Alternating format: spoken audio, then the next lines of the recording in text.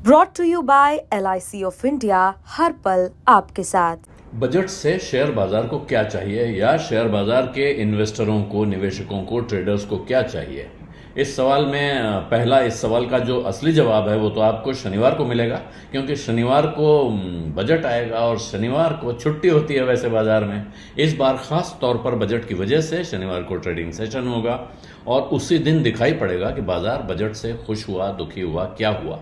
लेकिन बाजार के लोगों को क्या चाहिए बजट से? बड़ी इंटरेस्टिंग चीज़ें हैं। कुछ तो सीधे सीधे चाहिए, यानी कि ये मुझे मिलना चाहिए। दूसरी उनकी उम्मीदें हैं कि अगर ऐसा हो जाएगा तो इससे देश की इकोनॉमी सुधरेगी, देश में कारोबार सुधरेगा, व्यापार सुधरेगा और फिर घूम कर उसका फायदा हम तक पहुंचेगा।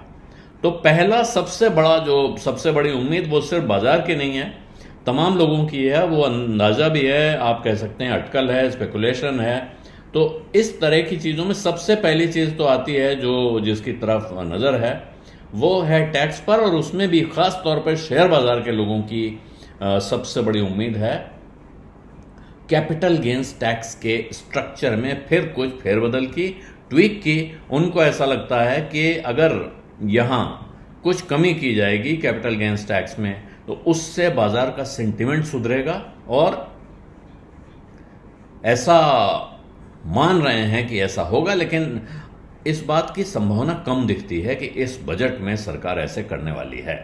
उनको लगता है कि रैशनलाइज होगा, कुछ कंप्लायंस आसान किए जाएंगे और ज़्यादा से ज़्यादा लोग इस टैक्स को भरने की तरफ बढ़ें या कंप्लाई करें, ये होगा। लेकिन ये हो सकता है कि सरकार सिक्योरिटीज ट्रांजैक्शन टैक्स में कुछ रियायत दे दे, लेकिन ये हैं अंदाजे, और इस अंदाजे के फलीभूत होने में कितनी संभावना है कि वो फलीभूत होगा, यानी कि अंदाजा असलियत में बदलेगा। तो विद्वानों का कहना है कि मांगा तो जा रहा है कि STT कम कर दिया जाए, कैपिटल गेन्स टैक्स कम कर दिया जाए, लेकिन सरकार की तरफ से ऐसे संकेत दिख नहीं रहे हैं कि ऐसा होगा।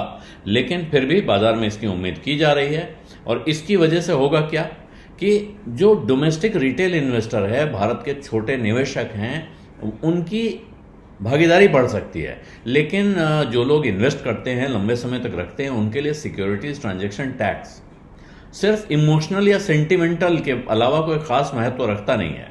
लेकिन जो लोग ट्रेडिंग करते हैं, बहुत ज़्यादा लेन देन, रोज उनका F&O कारोबार होता है, वो लोग इसकी चिंता ज़्यादा करते हैं। और इसलिए हो सकता है जिस तरह के लक्षण हैं सरकार की तरफ से, सेबी की तरफ से, एक्सचेंजेस की तरफ से, कि वो STT को कट करके ट्रेडर्स को कोई अच्छा संकेत देंगे, इसके बजाय वो हो सकता है कैपिटल गेन्स टैक्स के ढांचे में कुछ उस तरह का फेरबदल कर दें जैसा बाजार उम्मीद कर रहा है। लेकिन ये हुई बाजार की, ट्रेडर्स की, इन्वेस्टर्स की बात। दूसरी जो बड़ी उम्मीद है बाजार की भी और बाजार से बाहर के लोगों की भी, खास तौर पे मिडिल क्लास सैलरीड लोगों की, उनकी उम्मीद है कि सरकार इस बार basic exemption limit income tax की, पर्सनल इनकम टैक्स की बढ़ा सकती है।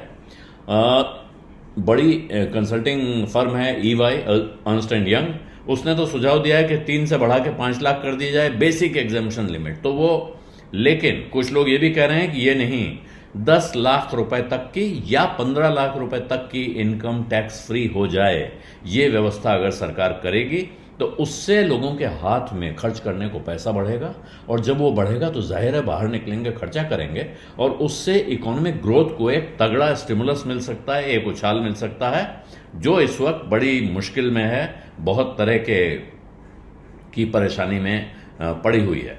उधर जो सिटी और जेफरीज जैसी बड़ी ग्लोबल ब्रोकरेजेस ने भी कहा है कि अगर इनकम टैक्स में एक मीनिंगफुल कट हो जाएगा 10 से 20 लाख रुपए की कमाई वाले लोगों का, 10 लाख से 20 लाख सालाना जो लोग कमा रहे हैं, अगर उनका टैक्स कम किया जाता है, तो यहां उनकी तरफ से उम्मीद यह है कि वो वित्त मंत्री से उम्मीद कर रहे हैं कि स्ट्रक्चर सुधारा जाएगा, एग्जेम्पशन लिमिट बढ़ाई जाएगी और कंजम्पशन बढ़ाने का इंतजाम किया जाएगा। तो इसमें एक अटकल ये भी लग रही है कि एक नई टैक्स स्लैब भी आ सकती है। हो सकता है कि जो हाईएस्ट टैक्स स्लैब है, इससे कम का एक रेट एक क्लास के लिए बीच में आ जाए, जिससे कि उनको राहत मिले, और नीचे भी लिमिट बढ़ने की उम्मीद बहुत ज़्यादा है। हालांकि चुनाव हो चुका है, चुनाव के बाद के बजट आमतौर पे पॉपुलिस्ट नहीं होते हैं, यानी उसमें लोगों को खुश करने वाला कोई इंतजाम नहीं होता है। इसलिए इस बात की संभावना कितनी है ये कहना बहुत मुश्किल लग रहा है। इसके बाद आती हैं वो चीज़ें जिनको बाजार सोच रहा है कि ऐसा होगा तो इकोनॉमी के लिए अच्छा होगा। तो वहाँ सबसे पहले उनकी नज़र है सरकार के सरकारी घाटे के टारगेट पर, और जैसे ही वो घाटा सामने आएगा यानी नंबर सामने आएगा, उसको देखकर फिर बॉन्ड के बाजार में और इक्विटी मार्केट में उसका असर देखने को मिल सकता है। अगर कंट्रोल में दिखाई पड़ा, लोग कह रहे हैं कि टारगेट तो 4.5% है, 4.8% था वित्त वर्ष 2024-25 के लिए। अब अगर अगले साल के लिए सरकार इसको 4.8% यानी जीडीपी का जो आंकड़ा होगा उसका 4.8% से कम करके 4.5% पे अगर सरकार अपना फिस्कल डेफिसिट का टारगेट ले आएगी, सरकारी घाटा इतना कम करेगी, तो इससे बड़ा ज़बरदस्त कॉन्फिडेंस आ सकता है बाजार में, ये उम्मीद की जा रही है। और इसकी वजह से इंफ्रास्ट्रक्चर में और सोशल सेक्टर्स में ग्रोथ के जो इनिशिएटिव्स हैं, यानी जिनसे इकोनॉमी को या देश को आगे बढ़ने के रास्ते मिलते हैं, संभावना पैदा होती है, उसको बड़ा सहारा मिल सकता है। फिर है एक उम्मीद सरकार से कि सरकार खर्च कितना बढ़ाएगी, अपना कैपिटल एक्सपेंडिचर, खास तौर पे जो वो इंफ्रास्ट्रक्चर पे, इस तरह की चीज़ों पे, यानी जो निवेश करती है। केवल एक्सपेंडिचर का मतलब होता है खर्चा करना, निवेश होता है वो खर्चा जो फल देता है। तो वो जिसको इन्वेस्टमेंट कहते हैं, कैपिटल एक्सपेंडिचर, उसको वो कितना बढ़ाने जा रही है, क्योंकि इलेक्शन की वजह से पिछली बार जो पिछले एक छमाही रही है इस साल की, उसमें कम हुआ है कैपिटल एक्सपेंडिचर, क्योंकि बाकी खर्चे बढ़ जाते हैं। दूसरा, सरकार पर तरह तरह की पाबंदियां लग जाती हैं मॉडल कोड ऑफ कंडक्ट की वजह से, जिससे खर्चे बहुत कम इस दौर में हो जाते हैं। और महंगाई, माफ़ कीजिएगा, गर्मी बहुत ज़बरदस्त बढ़ी हुई थी, हीट वेव थी, कहीं बारिश हो रही थी, बारिश बढ़ी हुई थी, तो मौसम की वजह से भी तकलीफ थी।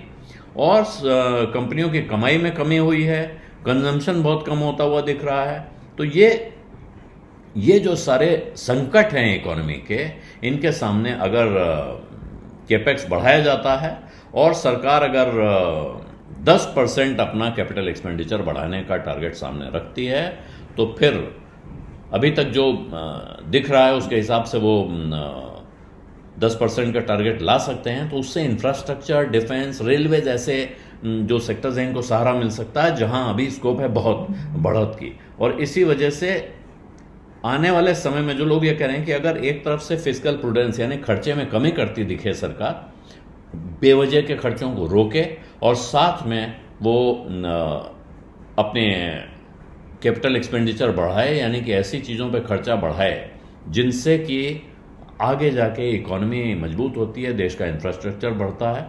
10 से 12% की ग्रोथ अगर वो इसमें दिखा देते हैं और 4.5% का दिखा देते हैं फिस्कल डेफिसिट का टारगेट, तो फिर ज़बरदस्त बाजार में इसको काफ़ी पॉजिटिव लिया जाएगा और इससे बाजार में तेज़ी का एक नया माहौल तैयार हो सकता है।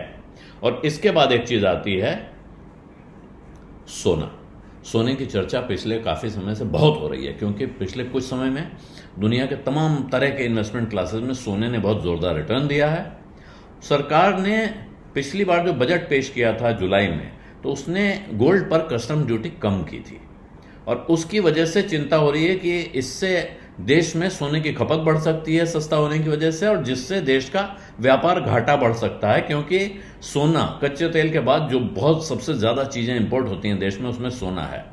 तो सोने की खपत बढ़ने से व्यापार घाटा, ट्रेड डेफिसिट, और उससे सरकार का घाटा बढ़ने की जो आशंका है, उसको देखते हुए ऐसा बाजार में लोग कह रहे हैं कि शायद सरकार अब जो बजट आएगा इसमें वो बेसिक कस्टम्स ड्यूटी फिर बढ़ा सकती है सोने पर, जिससे कि बढ़ते हुए इंपोर्ट पे बहुत ज़्यादा जो भंडार आ रहा है देश में, उस पर काबू पाया जा सके।